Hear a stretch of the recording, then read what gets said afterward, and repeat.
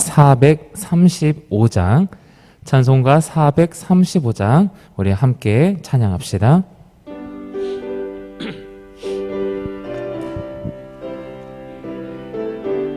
(435장입니다) 나의 영원하신 기여 생명보다 귀하다 나의 갈 길 다가도록 나와 동행하소서 주께로 가까이 주께로 가오니 나의 갈 길 다가도록 나와 동행하소서 세상 부귀한 일함과 모든 명예 버리고 험한 길을 가는 동안 나와 동행하소서 주께로 가까이 주께로 가오니 나의 갈 길 다가도록 나와 동행하소서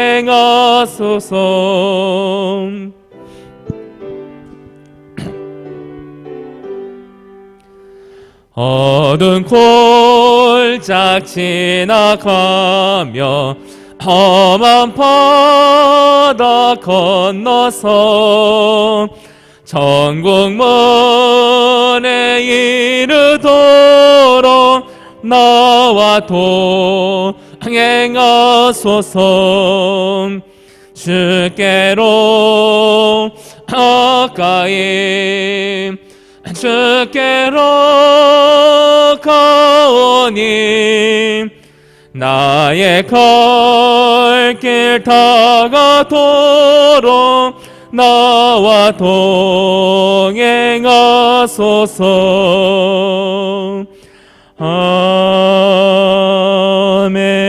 아멘. 이 시간 다 함께 묵다음으로 우리 수요 예배를 시작하도록 하겠습니다. 함께 예배를 위해 기도합시다.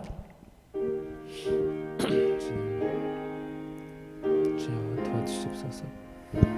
이 시간 나라는 비록 죄인이라 할지라도 성령께서 이 죄인들을 용서하시고 이것을 주로 모르는 자의 기도하니라 우리 구원하시고 덮어주시고 은혜 허락해 주시고 말씀을 깨우는 이 예배가 되시도록 주여 다스려 주시옵소서. 주시옵소서. 주님 도와주시옵소서. 도와주시옵소서.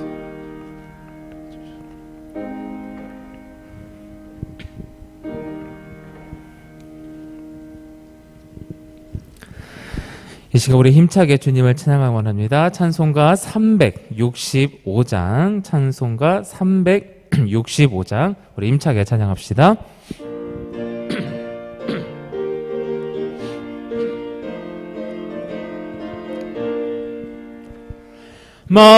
마음속에 근심 있는 사람 주 예수 앞에 다 아뢰어라. 슬픈 마음 있을 때에라도 주 예수께 아뢰라.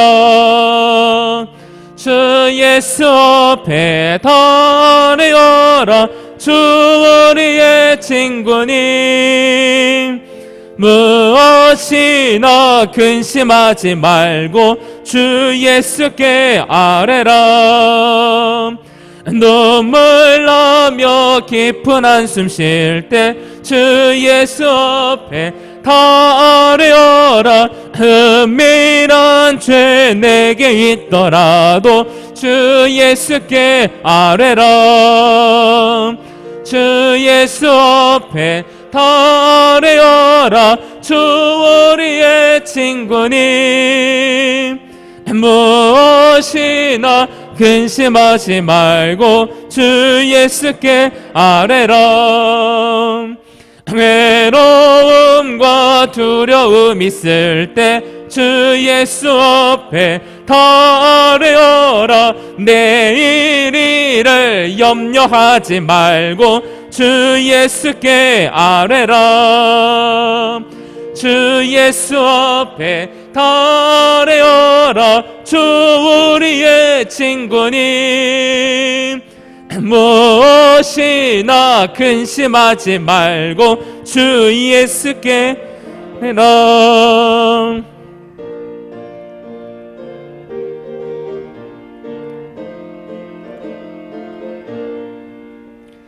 죽음 앞에 겁을 내는 자여 주 예수 앞에 다 아뢰어라. 하늘나라 바라보는 자여 주 예수께 아뢰라. 아멘. 주 예수 앞에 다 아뢰어라. 주 우리의 친구님,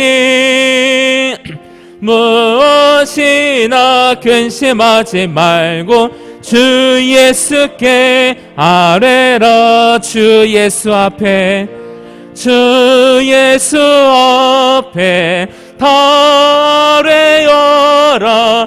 주 우리의 친구님, 무엇이나 근심하지 말고 주 예수께 아뢰. 주 예수 앞에, 주 예수 앞에 다 아뢰어라. 주 우리의 친구님, 무엇이나 근심하지 말고 주 예수께 아뢰라. 아멘. 자서 한 장 더 하도록 하겠습니다. 옆에 있는 366장 한 장 더 하겠습니다. 366장입니다.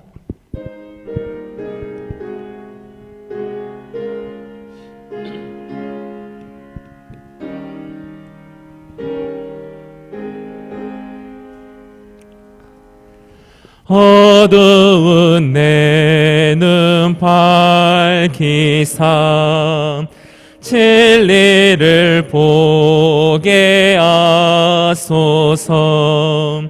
진리의 열쇠 내게 주소. 참빛을 찾게 하소서. 깊으신 뜻을 알고자 엎드려 기다리오니 내 눈을 뜨게 하소서. 성령이여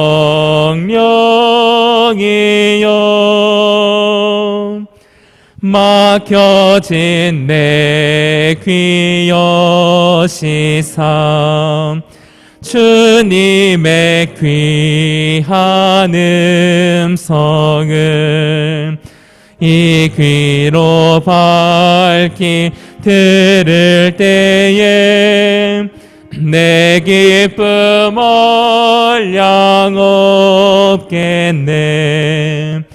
깊으신 뜻을 알고자 엎드려 기다리오니 내 귀를 열어주소서. 성령이여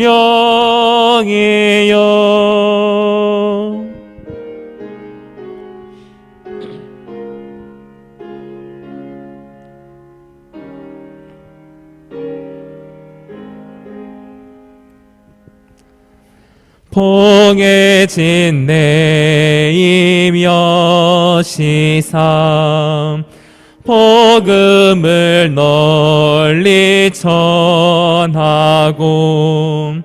차가운 내 맘 녹여주사 사랑을 하게 하소서. 깊으신 뜻을 알고자 엎드려 기다리오니 내 입을 열어주소서. 성령이여.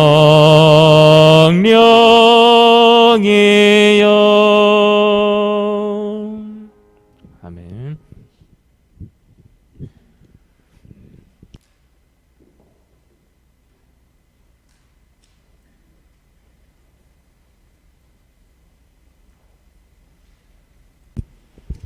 여러분, 우리 함께 기도 같이 하겠습니다.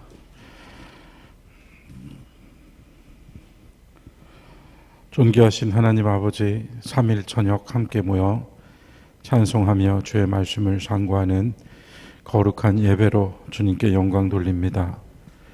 주님, 우리 가운데 임재하셔서 오늘 저녁 우리의 모임을 복되게 하시며 이 안에서 우리가 드리는 기도와 찬송이 하나님의 거룩하심과 온전하심과 선하심과 자비하심을 한량없이 받아 누리는 은혜의 시간이 되게 하시고, 또한 생명의 말씀으로 마땅히 가야 할 길을 밝히 보는 귀한 말씀의 시간이 될 수 있도록 인도하옵소서.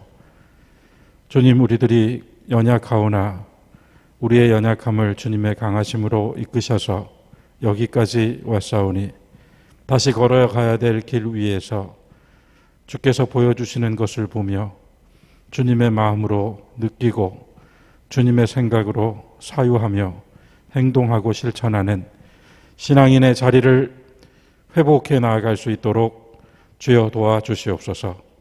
이 시대와 사회의 문제들을 주님께 맡기오니 혼란과 어지러움 속에서 어느 것이 선이고 악인지조차 분간할 수 없는, 정말 복잡하고 이루 말할 수 없는 인간 사회의 여러 모순들을 주님께서 일거에 정리해 나가실 때 우리가 그 기준으로 예수 그리스도와 귀한 주의 복음을 기준으로 삼아 나아갈 수 있도록 늘 깨어 근신하게 하옵소서. 아버지 하나님, 하나님께서 이 시간 시종을 주님께서 친히 주관하시고 한 사람 한 사람의 마음 가운데 역사하여 주시기를 원하오며 주 예수 그리스도의 이름으로 기도드리옵나이다. 아멘.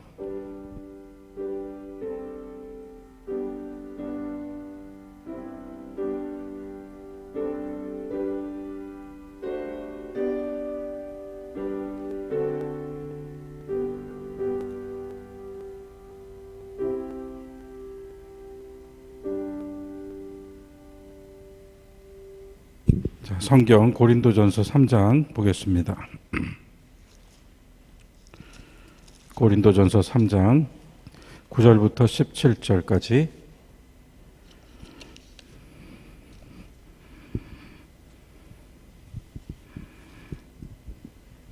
(265페이지) 9절부터 17절까지 한 절씩 교독하도록 하겠습니다. 우리는 하나님의 동역자들이요 너희는 하나님의 밭이요 하나님의 집이니라.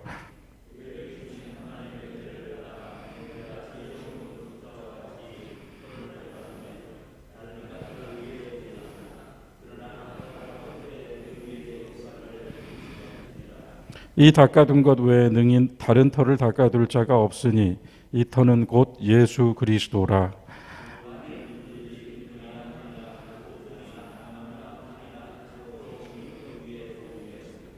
각 사람의 공적이 나타날 터인데 그날이 공적을 밝히리니 이는 불로 나타내고 그 불이 각 사람의 공적이 어떠한 것을 시험할 것임이라.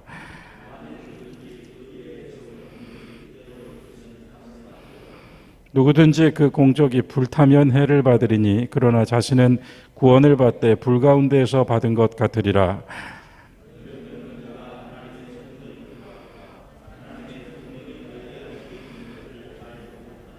함께 읽겠습니다. 누구든지 하나님의 성전을 더럽히면 하나님이 그 사람을 멸하시리라.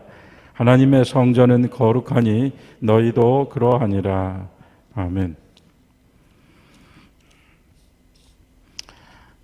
자, 여러분, 또 우리가 오늘 수요일 이 예배당을 또 지키면서 함께 말씀의 은혜를 나누도록 하겠습니다. 2016년도에 어느 신문사가 교계 신문사가 신앙인들을 대상으로 당신의 신앙생활을 계속하면서 교회에 출석하는 이유는 무엇입니까? 라고 물었대요. 당신이 신앙생활을 하면서 교회에 계속 출석하는 이유는 무엇입니까? 요즘 같은 시기에 어떤 대답들이 많이 나왔을까 더 궁금하지 않을까 싶습니다. 왜 당신은 교회에 나가십니까? 이제 그런 질문이죠. 뭐가 나왔을까요, 여러분? 생각나시는 대로 말씀해 주실 거 없으세요?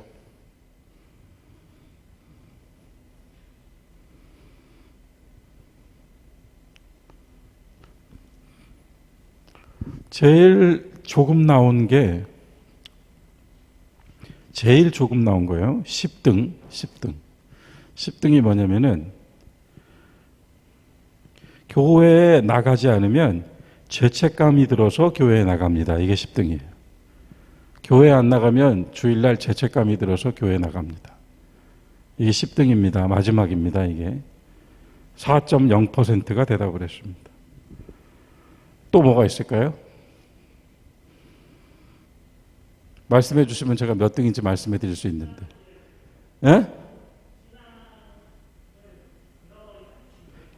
신앙을 잃어버리지 않기 위해서,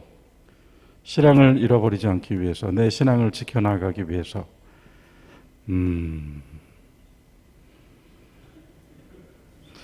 제가 지금 비슷한 유형을 지금 찾고 있는 겁니다. 신앙을 잃어버리지 않기 위해서. 자, 일단은 비슷하게 대답한 거는 2등입니다. 2등. 우리 최선동 집사가 대답해 주신 말씀 2등. 인격의 수양과 신앙의 성숙을 위해서 교회에 나옵니다. 인격을 또 연마하고 신앙을 성숙시키기 위해서 교회에 나옵니다. 2등. 29%, 30% 가까이 이렇게 답했습니다. 저는 이 2등 대답이 우리 교회 신앙 설문조사에서 제일 많이 나왔다는 거 아세요? 60대, 60대에서 가장 많은 대답이 이거였습니다. 인격적인 도야와 신앙적인 성숙을 이제는 교회에서 얻기 원한다. 이게 제일 많이 나온다. 또 뭐가 있을까요? 이게 너무 오래 하면 오늘 시간이 안 됩니다. 네, 장로님 감사합니다. 이 반응해 주셔야 제가 힘을 얻죠. 성도들과 함께하고, 그 다음 뭐였죠? 봉사. 선교와 봉사를 위해서, 성도들과 함께하고 선교와 봉사를 위해서. 일단 이 대답은 생각보다 안 나왔습니다. 성도들과 함께 교제하고, 그거는 생각보다 안 나왔습니다. 우리 교회에서는 굉장히 이거 중요하게 말씀들을 많이 하시는데 성도의 교제가 없어서 이제 그거는 우리 상황 속에서 지금 하시는 말씀일 것 같아요. 그런데 일단 성도들의 교제를 위해서는 9등이에요. 9등. 6%가 대답을 했습니다. 그리고 우리에게 맡겨주신 그 사명, 선교, 또 우리에게 맡겨주신 여러 일들을 감당하기 위해서 그런 유형의 대답은 안 나왔어요. 참 신기하죠? 사명에 대한 대답이 안 나와요. 이 질문에. 점점 미궁 속으로 들어가죠. 우리는 사명을 그렇게 많이 말하는데요. 근데 안 나왔어요. 혹시 하나만 더 대답해 주실 수 있습니까? 생각나시는 거? 하나님께 예배드리는 것이 마땅하기 때문에 이 또한 굉장히 명답인데요. 지금 우리 장로님들께서 대답해 주시는 게 다 정말 우리가 신앙의 표대로 삼고 있는 것들인데요. 하나님께 예배드리는 자리를 찾기 위해 교회에 나온다? 3등입니다. 3등. 그것을 어떻게 대답을 하냐면 하나님의 현존 속에 내가 함께 참여하기 위해서 이렇게 나옵니다. 굉장히 철학적인 표현을 질문에 넣었던가 봐요. 하나님의 현존 안으로 들어가기 위해서 예배드리기 위해서 교회 나간다. 자, 이제 정리를 해보겠습니다. 그럼 1등은 무엇일까요? 1등은 무엇일까요?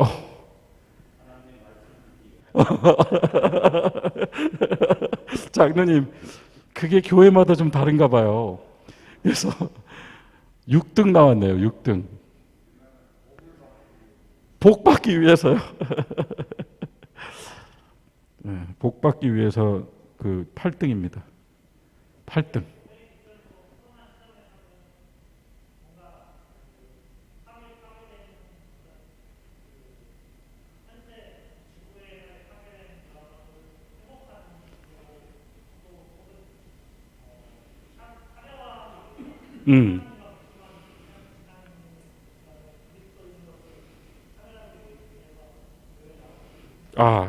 우리가 잃어버린 그리스도인의 삶, 신앙 이런 것들을 회복하기 위해서 맞아요?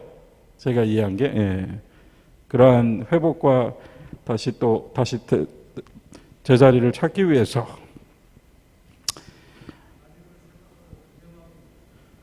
하나님을 생각하고 기념하기 위해서 현존 체험 안으로 들어갈 것 같은 예배에 대한 부분으로 들어갈 것 같은데요. 이제 시간을 단축시키기 위해서 기다리시던 1등과 2등과 제가 아까 3등은 말씀드렸죠. 나장로님 대답하시 주신 예배, 하나님의 현존 3등인데요. 2등도 얘기했죠. 인격 수양과 신앙적 성숙. 1등만 얘기하면 되겠네요. 1등이 뭔가 하면 마음의 평화를 얻기 위해서. 여러분 공감하십니까? 마음의 평화와 위로를 얻기 위해서 나는 교회에 나간다. 이 답이 60%가 나왔습니다. 물론 그 설문조사의 표준이 모든 내용을 다 그대로 반영하고 있다고 말할 수는 없겠습니다만 이러한 표본이 우리에게 주는 메시지는 있는 것 같아요. 왜 우리는 신앙생활을 하는가? 마음의 평화와 한식을 얻기 위해서, 인격의 수양과 신앙적 성숙을 위해서, 하나님의 현존 안으로 들어가기 위해서, 영원한 생명과 구원을 얻기 위해서. 이게 순서예요. 그럼 5등부터 이제 약간 이상한 답이 나오기 시작합니다. 오랫동안 습관이 되었기 때문에 몸에 배어서 교회의 말씀이 좋아서 가족들이 교회 나오라고 해서 재물과 건강과 성공을 기대하면서 교인들과 친목하고 교제하기 위해서 그리고 아까 꼴등이 뭐라 그랬죠? 잊어버리셨죠? 안 나가면 죄책감이 들어서. 자, 여러분, 제가 이 시작 부분에 좀 편안한 마음으로 나누기 위해서 이 데이터를 말씀드렸는데요. 이 데이터를 들으시면서 또 뭔가 하나 또 짚어지는 것이 있으셨길 바라요. 이 사람들이 신앙생활이라는 것에 이런 의미를 부여하고 있구나 하는 것을 짚어주셨기를 바랍니다. 우리가 지난 수요일에 예레미야 29장의 편지라고 하는 독특한 단어 하나를 발견하고 그 편지라는 매개 안에 하나님께서 예레미야를 통해 편지를 써주셨단 말이에요. 편지를. 그래서 이런 설교 행위는 한번 선포할 때 그 선포하는 자리에 있었던 사람들이 듣는 것이고 나머지 사람들은 들을 수 없는 거예요. 영상 시대의 그거랑은 별개로. 그런데 편지라고 하는 것은 문자로 남겨지고 모두가 회람할 수 있으며 그 내용은 두고두고 나눠지는 거라고 했습니다. 그래서 예레미야 29장의 편지에서 하나님께서 12개의 너희에게 주시는 말씀이 있었는데 그중에 11개는 긍정이고 하나는 부정이었어요. 부정했던 게 뭐였습니까? 너희는 적어지지 말라였고요. 11개 속에서 너희에 대해서 하나님께서 주신 말씀이 바벨론 포로 생활도 고달프고 괴롭지만 종되어 사는 것이 슬프고도 고통스럽지만 그 속에서도 너희는 집을 짓고 결혼을 하고 자식을 낳고 자식이 또 자식을 낳고 자식이 결혼을 시키고 또 자식을 낳고 해서 제가 뭐라 그랬죠?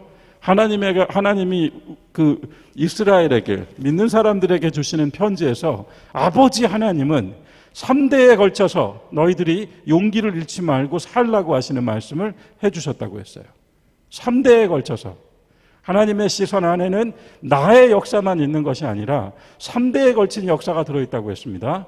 지난 수요일에 우리가 이걸 굉장히 우리가 흥분하면서 나눴어요.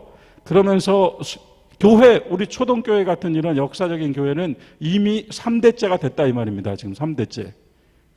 지금 3대예요. 우리 아이들이 3대째잖아요. 그러면 이미 우리 교회는 하나님의 그 편지 안에서 3대의 축복 가운데 이미 서 있는데 다시 도약해가지고 또 3대를 가야 될 거 아닙니까? 그죠? 그게 사명 아니에요. 그게 사명. 일단은 지난주에 이야기했던 건 3대의 축복을 제가 말씀드렸습니다. 3대의 축복을 말씀드리고 또 하나 중요하게 말씀드린 게 뭐죠? 기억나세요? 장 집사님, 바벨론을 위하여 기도하라. 말도 안 되는 이야기잖아요. 원수를 위하여 기도하라. 이게 마태복음에서 예수님을 통해서 완전히 성취됐다고 했잖아요. 바벨론을 위하여 기도하라. 어찌 나를 포로로 삼고 나의 주인 되어버린 바벨론을 위해 기도하는가? 왜 그랬습니까? 왜 그랬습니까? 바벨론이 평안해야 너희들이 평안하다라고 하셨어요. 위하여 기도하라. 바벨론을 위하여 기도하라. 그래서 우리가 정말 우리 수요 멤버들은 그래도 정말 초동교회에서 알짜 멤버들 아닙니까? 이런 말씀을 나눌 수 있는 건, 제가 용감하게 전할 수 있는 건 우리가 정말 알짜들이기 때문에 그래요. 바벨론을 위해서 기도하라라고 하는 하나님의 편지의 말씀이 오늘 우리에게 적용된다고 했을 때 우리의 기도는 훨씬 더 세밀해야 되는 거예요. 나라와 민족을 위한 기도가 훨씬 세밀해져야 되는 겁니다. 여러분과 저의 기도가 훨씬 더, 우리의 수첩엔 훨씬 더 세밀한 기도가 적혀야 될 것 같아요. 그것이 오늘 그 나라의 일 또는 이 시대의 일이 아니라 우리의 일이기 때문에 그렇습니다. 그래 제가 예레미야 29장의 편지를 얘기하면서 시작 부분에서 예레미야 2장 이야기를 먼저 했어요. 예레미야 2장에서 하나님은 이스라엘을 향해서 전제하셨습니다. 전제. 뭐라고 전제했습니까? 너희가 생수의 근원이 나를 버린 것과, 문제, 그게 전제입니다. 생수의 근원이 나를 버린 것과. 그래서 사실 뜯어서 보면 하나님이 자신을 생수라고 하셨어요. 여러분 몇 년 전까지, 몇십 년이라고 해야 될까요?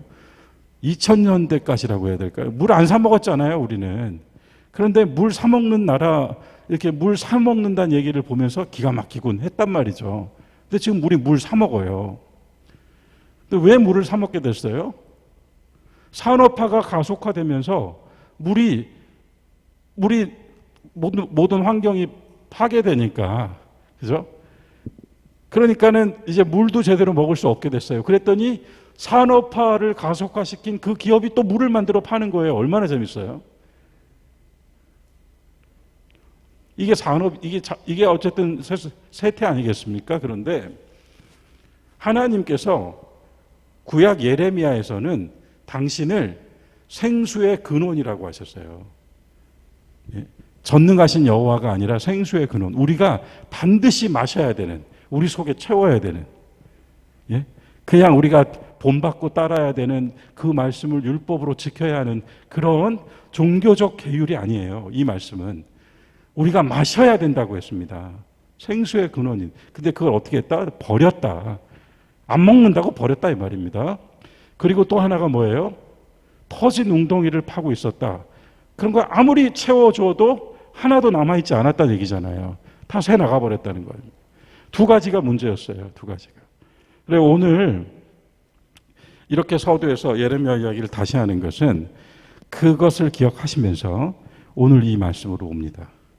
그것을 기억하시면서 자, 하나님의 동역자, 하나님의 밭, 하나님의 집, 하나님의 성전. 이미 이 페이퍼를 보시면 오늘 제가 뭐를 지금 이야기하고 있는지는 정리가 되실 수 있어요. 고린도전서 3장 9절은 성도, 교회를 가리켜 하나님의 집이라고 했고 17절은 하나님의 성전이라고 했습니다. 그래서 이 구도는 결과적으로 하나님의 동역자라고 하는 우리의 인식이, 우리의 각성이 하나님께서 우리에게 바라시는 목적을 향해 가야 되는데 그 목적이 뭐냐면 하나님의 성전이 되는 겁니다. 이게 과정입니다. 그냥 이렇게 이거 이게 아니고요. 과정입니다. 과정. 저는 그렇게 봅니다. 하나님의 동역자라고 하는 우리의 각성, 우리가 예수 그리스도를 믿고 주의 부르심을 받고 나온 이 신앙의 여정의 첫걸음에서 우리는 동역자라고 하는 우리가 감당할 수 없는 말을 받았고 이 동역자됨으로 시작해서 우리의 신앙생활을 향한 하나님의 궁극적인 목적은 우리가 하나님의 성전이 되는 겁니다. 이 과정입니다. 그래서 9절에서 오늘 본문의 시작절인 9절에서 데오 하나님이라는 말이 3번 반복해요. 흥미롭게도 우리는 하나님의 동역자요 너희는 하나님의 밭이요 너희는 하나님의 집이다. 그래서 하나님의 라고 하는 단어가 3번 반복됐습니다. 그 짧은 구절 속에 3번 굳이 하나님의를 계속 썼어요. 바울이. 데오라는 말을 소유격으로 데우인데 데우라는 말을 3번 반복해서 씁니다. 그냥 쓴 게 아니라는 거죠. 그래서 여기서 하나님의 라고 하는 이 소유격을 두고 콜린스라고 하는 신학자가 주해를 하면서 2가지 의미를 가졌다. 첫째는 빌롱, 하나님께 우리는 속했다 이제부터 라고 하는 의미. 또 하나는 위드, 하나님과 함께 라고 하는 의미를 가지고 있다. 하나님께 속한 자로 사는 것이고 하나님과 함께 행하는 것이다 라고 하는 2개의 컨셉을 이 말씀에서 이 콜린스라고 하는 신학자는 정리해 줬습니다. 그래서 한면으로는 하나님께 속한 사람이고 또 한면으로는 모든 것이 하나님과 함께 이루어지는 사람이다. 그것이 동역자로서의 출발입니다. 동역자의 출발입니다. 여러분, 우리가 동역자라는 말을 늘 씁니다. 근데 정말 내가 우러러보고 존경하고 따르고 싶은 이의 동역자가 되는 건 영광스럽습니다. 하지만 내가 보기에 나보다 미치지 못하는데 동역자 하래. 기분 나쁠 수 있잖아요. 그죠? 우리는 그렇게 계산하잖아요. 그런데 그런 우리가 하다못해 사람과 함께 동역을 해도 어떤 동역은 행복한 동역이 되고 어떤 동역은 마음에 맞지 않는, 바라지 않는 동역이 될 수도 있는 우리가, 그런 선택하는 우리가 하나님의 동역자라고 하나님에 의해서 규정됐다는 사실이 놀라운 얘기 아닙니까? 그래서 하나님의 동역자 부분 제가 이렇게 정리해 봤습니다. 얼마나 영광스러운 표현인지요. 성경에서 하나님과 성도의 관계는 무조건 관계적이고 상호적이고 일방적이지 않아요. 하나님만 막 또는 성도만 막 하는 게 아니라 상호적입니다. 모든 게 관계입니다. 이 관계로 정리되는데 거기에 사명이 더해져요. 동역이라고 하는 말은 예수님께서 하신 말씀처럼 함께 멍에를 지는 겁니다. 함께 묶이는 겁니다. 성도로서 교회로서 하나님의 소유와 은사를 위임받아서 함께 묶인 우리는 주님과 함께 결산합니다. 반드시. 그래서 그 결산의 자리가 청지기의 비유 가운데 달란트의 비유로 나옵니다. 이 결산에서 길은 2개가 있습니다. 착하고 충성된 종과 악하고 게으른 종이 있습니다. 그 대목에서 내가 하나님의 동역자라고 하는 나의 인식이 결국 주님과 함께하는 결산 위에서 나의 신앙과 봉사 생활과 삶을 어디에 놓을 것인가, 하나님 의에 놓을 것인가, 나의 신앙으로 놓을 것인가, 요거 하자는 거예요. 2번째, 우리는 예수 그리스도를 터로 삼아 그분의 밭에 심겨진 식물들, 하나님의 밭이다 라고 했습니다. 밭. 이 밭이라고 하는 말은 신약 전체에서 오직 이 고린도전서에만 쓰여 있습니다. 밭이라고 하는 말은. 그런데 그만큼 독특한 개념이고 우리를 지금 아까 동역자라고 하는 시선과 함께 우리를 그 밭에 뿌려진 씨에서 싹이 터서 나온 식물들로 지금 전제하고 있습니다. 그게 바로 앞에 6절에서 심고 물 주고 자라게 하시는 이는 하나님이시다 하는 구절이 나오잖아요. 그래서 식물들로 비유를 했습니다. 성도를, 교회를.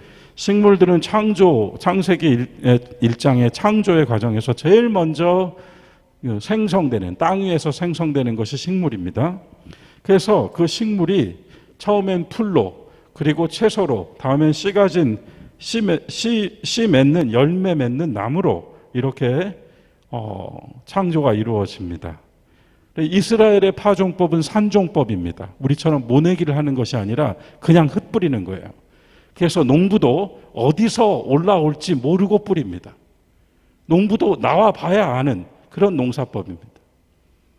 그래서 산종의 방법으로 농사를 짓기 때문에 어디서 누가 비로소 열매 맺는 나무로 또는 귀한 채소로 올라올지 모르는 거예요. 하나님은 이 땅에 우리를 이렇게 뿌려 놓으셨다. 씨를 뿌려 놓으셨다 하는 의미입니다. 지금 이 속에서 농부조차 어디서 싹이 나고 열매를 맺을지 알지 못합니다. 주님의 비유에서 알 수 있듯이 어떤 씨는 돌밭에 뿌려지기도 하고 길가에 떨어지기도 합니다. 가장 중요한 것은 식물은 자라야 하고 나무는 열매를 맺어야 하는 것입니다. 이 개념이 요한복음 10장, 14장에 가면 한 알에 썩는 밀알이 되어야만 많은 밀알들을 내고, 그리고 여기 고린도전서 3장에 오면 우리는 하나님의 밭이 되어버립니다. 자, 그 창세기 주에서 이런 이야기가 있어요. 가나의 혼인잔치에서 가나라는 그 지명의 뜻이 갈대잖아요. 갈대. 우리가 처음 구원받았을 때 우리는 모두 갈대였다.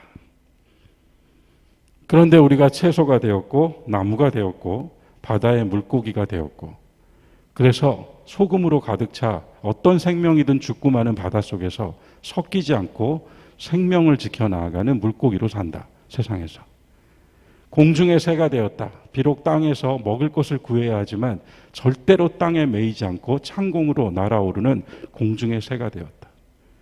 들판의 육축이 되었다. 육축은 그냥 생명이 아니라 뭔가 하는 일이 있는 생명이고 더하여서 자기를 내어주는 생명이다. 그리고 마침내 사람이 되었다. 그냥 사람이 아니라 하나님의 모상을 가진 사람이 되었다. 그래서 사람의 창조는 하나님의 창조의 절정이었다. 자, 이 흐름이 창세기의 지금 창조의 흐름이잖아요. 식물, 바다의 물고기, 공중의 새, 육축, 사람. 예레미야서 아까 제가 2장 이야기했죠. 터진 웅덩이와 생수의 근원을 버린 인간. 예레미야 17장 한번 찾아볼까요? 예레미야 17장 찾아보겠습니다.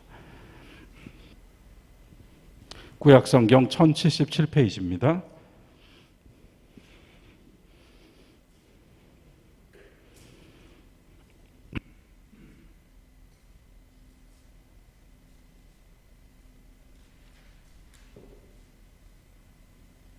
화면으로 없습니다. 성경 보셔야 돼요. 17장 5절, 6절 말씀. 5절, 6절 말씀 같이 한 목소리로 읽어보겠습니다. 여호와께서 이와 같이 말씀하시니라. 무릇 사람을 믿으며 육신으로 그의 힘을 삼고 마음이 여호와에게서 떠난 그 사람은 저주를 받을 것이라. 그는 사막의 떨기나무 같아서 좋은 일이 오는 것을 보지 못하고 광야 건조한 곳 건건한 땅, 사람이 살지 않는 땅에 살리라. 사막의 떨기나무 같아서 좋은 일이 오는데도 보지 못한다. 이게 식물의 비참한 상태이죠. 근데 이 비참함이 어디서 왔습니까? 사람을 믿고 육신으로 힘을 삼고 마음이 하나님을 떠난 사람은, 이렇게 나왔습니다. 사람을 믿고 육신으로 힘을 삼고 마음이 하나님을 떠난 사람은 광야의 떨기나무 같다. 밭이 아니에요. 자, 그래서요. 제가 보기에 예레미야 17장에 지금 성경책 접지 마십시오. 예레미야 17장에 있는 이 광야의 떨기나무 같은 나였습니다. 근데 내가 하나님의 밭에 있다는 거예요. 이것은 우리의 인식이 아니라 하나님께서 우리에게 그렇게 주신 은혜라는 거죠, 바울은. 자, 17장에 왜 그럼 생수에 근원되는 하나님을 마셔야 되는가? 9절 볼까요? 9절, 10절 같이 또 읽어보겠습니다. 만물보다 거짓되고 심히 부패한 것은 마음이라. 누가 능히 이를 알리오마는 나 여호와는 심장을 살피며 폐부를 시험하고 각각 그의 행위와 그의 행실대로 보응하나니. 진짜 씻어야 될 것은 이 속에 있다는 거예요. 그래서 마셔야 된다는 겁니다. 자, 쭉 내려가서요.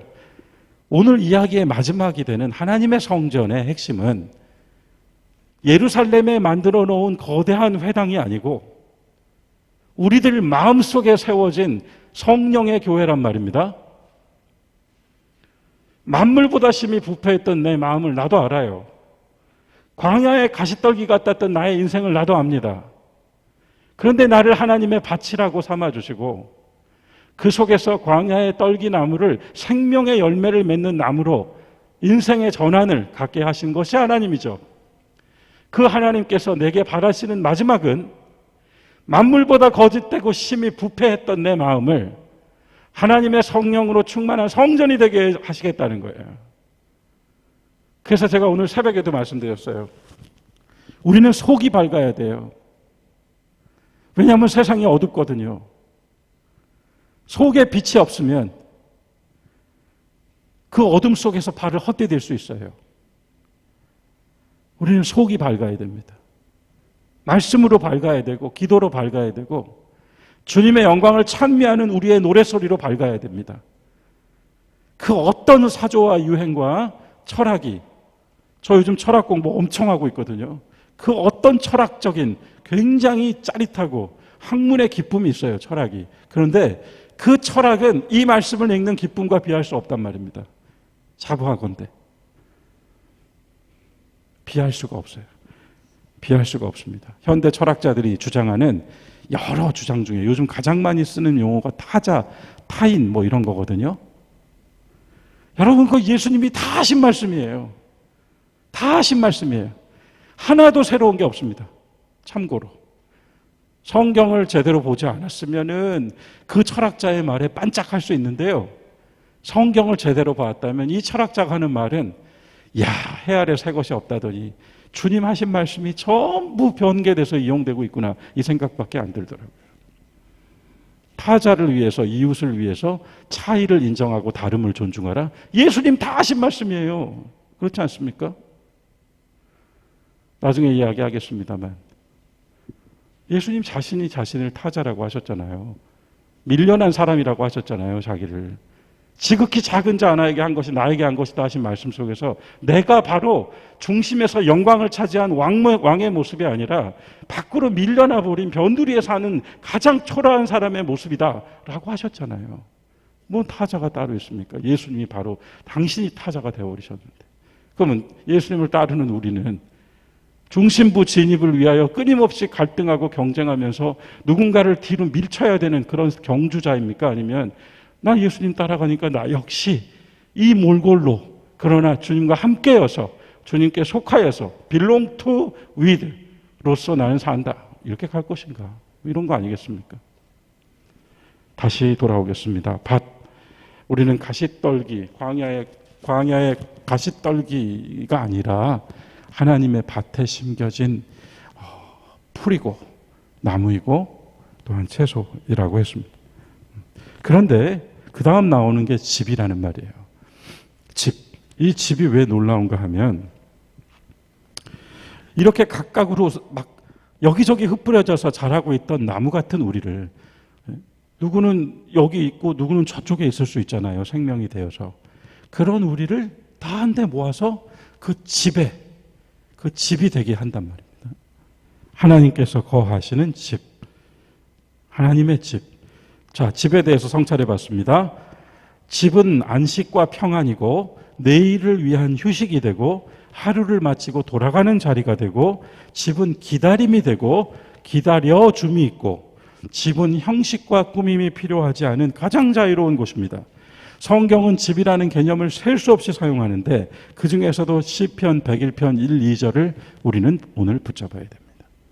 집이라는 말을 가지고 제가 인용했습니다. 우리 보시죠. 시편 101편 1, 2절 다윗의 시에서 먼저 다윗이 이렇게 말했습니다. 내가 인자와 정의를 노래하겠나이다. 그것을 가지고 스펄전 목사님이 뭐라고 쓰셨는가 하면 1절을 주의하면서 인자와 정의를 노래하겠나이다 했더니 그 밑에다가 이와 같은 자들로 우리의 예배를 인도하게 하자 이렇게 썼어요. 그리고 나서 2절 말씀 여러분 내가 완전한 길을 함께 읽어보겠습니다. 내가 완전한 길을 주목하오리니 주께서 어느 때나 내게 임하시겠나이까. 내가 완전한 마음으로 내 집 안에서 행하리이다. 내 집 안에서 완전한 마음으로 내가 행하리이다. 다윗이 이렇게 시를 씁니다. 요는 이거죠. 집 안에서 보여주는 그 인격이 진짜 나의 인격이고 집 안에서 하고 있는 그 행위가 진짜 나의 행위이다. 하나님은 다 아시죠.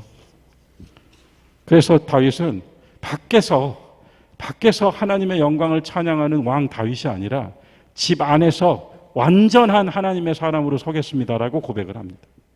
집 안에서. 뒷장으로 가보겠습니다. 두 번째 패러그래프. 그리고 마침내 우리는 하나님의 성전으로 옵니다. 하나님께서 바라시는 최종의 목적이고 우리는 다만 밭의 식물이나 터 위의 집으로서가 아니라 하나님의 성전으로 세워집니다. 이 성전은 화려한 예루살렘이 아닙니다. 이 성전은 태워지지 않고 소멸되지 않는 것입니다. 왜냐하면 성령으로 이루어졌기 때문에. 매일의 삶 속에서 이것을 확인하고 또 확인하는 것이 우리의 경건입니다. 그 경건 속에서 우리는 속이 밝습니다. 왜냐하면 세상은 어둡기 때문에요. 우리는 우리 안에 충만한 성령으로 늘 조명받아야 합니다. 여러분 신앙은 다 조명입니다. 이 단어를 기억해 주십시오. 우리는 태양을 똑바로 쳐다볼 수 없습니다. 태양을 쳐다보면 눈물이 납니다. 하나님께서 모세에게 너는 내 얼굴을 보지 못할 것이라고 했어요. 빛을 빛으로 바라보지 못합니다. 빛이 나를 조명해 주는 것입니다. 말씀이 나를 조명해 줘야만 합니다. 그래야 우리는 바르게 갑니다. 신앙생활이 나를 조명해 줘야 됩니다. 여기 아까 우리가 교회 다니는 이유 10가지, 그 10가지 이유가 다 이유가 될 것입니다. 신앙생활이 나의 삶을 이 규칙도 없고 질서도 없고 앞뒤도 없는 삶을 계속 조명해 줘야만 우리는 어디로 가고 있는지를 알면서 갈 수 있습니다. 그게 교회 다니는 이유입니다. 저는 주님의 빛이 나를 조명하시기 때문에 그 빛 가운데 살고 싶어서 하나님의 빛으로 충만한 삶을 살지 못하면 어두운 세상에서 같이 어두워져 버릴 수밖에 없기 때문에 그래서요 오늘 이야기는 이 정도에서 마무리를 해야 될 것 같아요. 그 뒤에 루터의 이야기가 있습니다. 루터의 이야기는 이런 거죠. 마르틴 루터가 쓴 편지의 이야기인데요. 사람들이 다 잘하고 있다 그러고 다 예수를 잘 섬기고 있다 그러고 뭘 잘하고 있다고 다 말하는데 왜 점점 세상과 교회는 이 모양이 될까? 이렇게 한탄을 해요. 하나도 그러니까 내가 잘못해서 이렇게 됐다라고 말하는 사람이 한 명도 없다. 루터가 보기에는. 그런데 왜 점점 다 잘하고 있다는 세상은 이렇게 나빠져만 갈까? 이러면서 결국 뭐라고 얘기하는가 하면 십자가의 그리스도로 돌아가지 않으면 안 된다. 이런 이야기를 해요. 나중에 한번 읽어보십시오. 그래서 루터가 이 편지에서 나는 바로 저 십자가에 달려 있었고 예수님 이렇게 말씀하신다는 거예요. 나는 저 십자가에 달려 있었고 지금도 거기에 달려 있다. 나는 너희들을 위하여 너희들과 함께 오늘도 십자가를 지고 있다. 이렇게 말씀하신다라고 루터가 편지에 썼습니다. 독일 비텐베르크는 유명한 곳이죠. 그 반박문이 붙었던 종교개혁의 성지죠. 그 비텐베르크 이야기를 하나 마지막으로 덧붙이면요.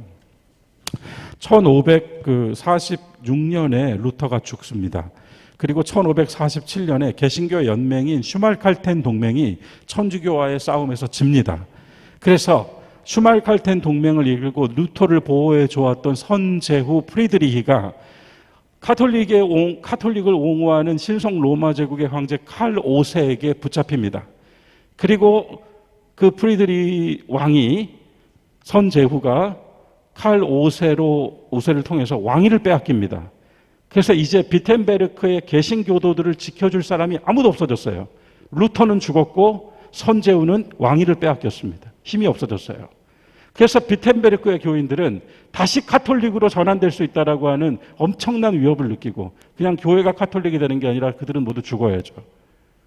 엄혹한 시절이니까요. 그때 비텐베르크의 성도들이 모여가지고 결정을 합니다. 우리가 어떻게 지금 이 상황을 이겨낼 것인가? 그래서 어떤 계획이나 전략을 세운 게 아니고 그들은 뭘 했냐면 제단을 다시 꾸몄어요. 그 제단에 제단화를 다시 그려 올리고 제단을 다시 만들었습니다.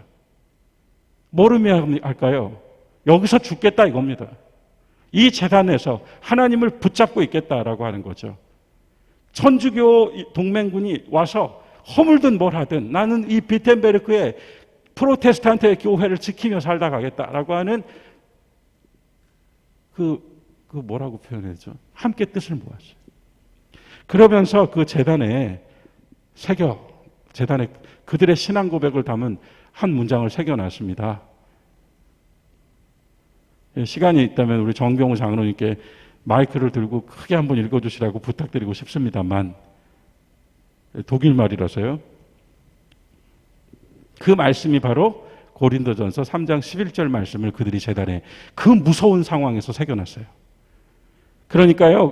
고린도전서 3장 11절을 그냥 읽으면 귀한 말씀이잖아요. 그런데 1547년 비텐베르크 교회의 교인들의 마음으로 한번 읽어보죠.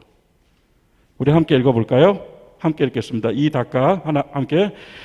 닦아둔 것 외에 능히 다른 터를 닦아줄 자가 없으니 이 터는 곧 예수 그리스도라. 이 터는 곧 예수 그리스도라. 이거를 비텐베르크 교회의 제단에 그들의 신앙 고백으로 인간의 말을 적어놓은 것이 아니라 성경 말씀 한 절을 적어놨습니다. 이 터는 곧 예수 그리스도라. 그래서 그들의 신앙 고백, 개신교회의 출발은 예수 그리스도로부터, 교황이 아니라 예수 그리스도로부터예요. 오늘 저녁 함께 말씀을 나누신 여러분, 아까도 말씀드렸지만 우리는 초동의 최전방에 서 있습니다. 영적으로.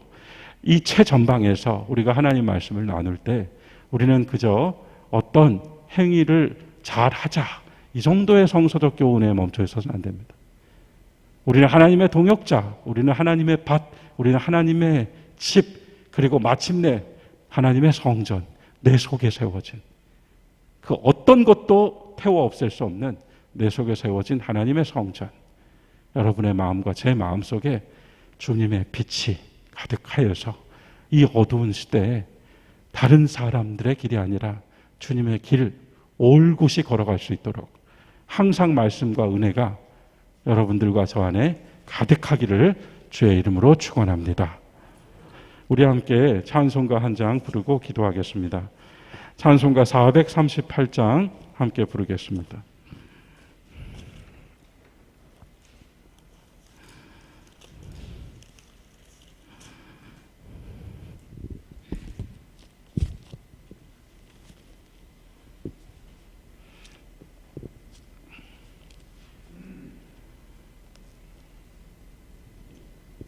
(438장) 찬송 부르겠습니다.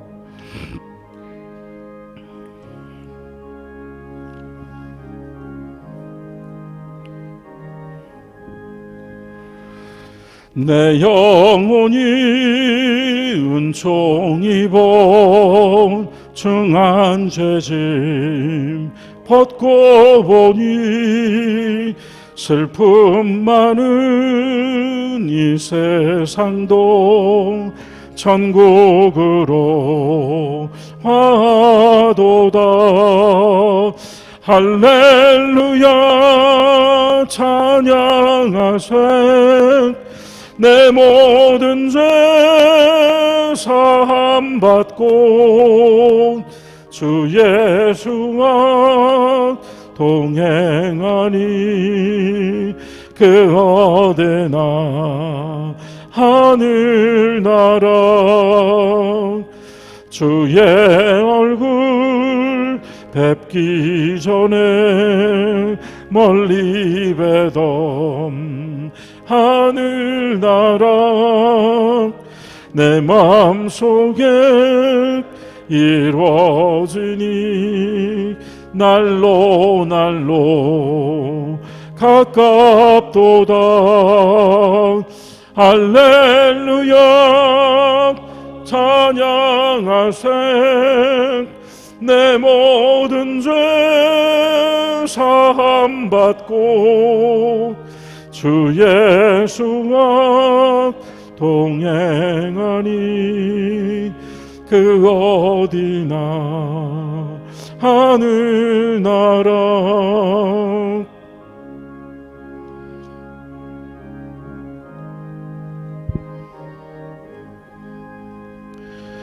높은 산이 거친 들이 조막이나 궁궐이나 내 주 예수 모신 곳이 그 어디나 하늘나라. 할렐루야 찬양하세 내 모든 죄 사함 받고 주 예수와 동행하니 그 어디나 하늘나라.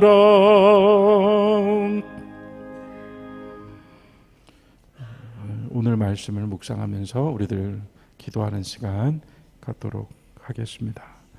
기도하겠습니다.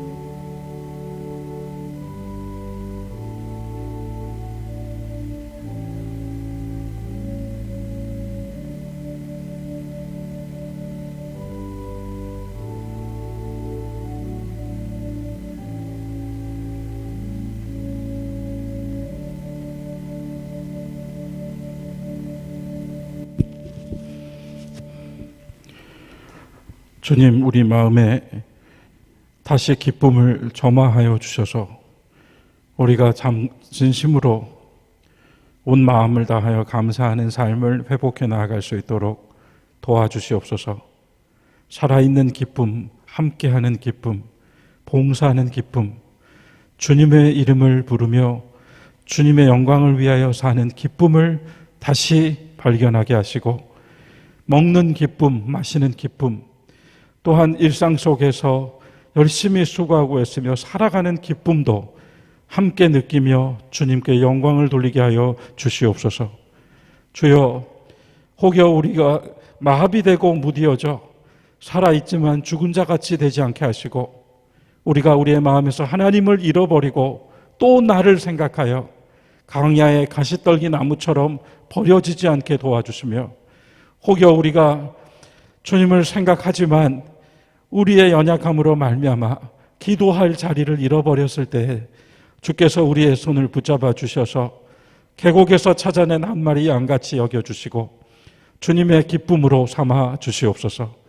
교회의 최전방에서 영의 싸움을 진행하며 교회의 사명을 감당해 나가고 있는 일꾼들과 교회의 모든 봉사하는 주의 청지기들 위해 함께 하셔서 동역의 은혜가 늘 충만하며 그 속에 하나님 섬기는 평안과 밝은 빛으로 성령의 은혜가 넘치게 하여 주시옵소서.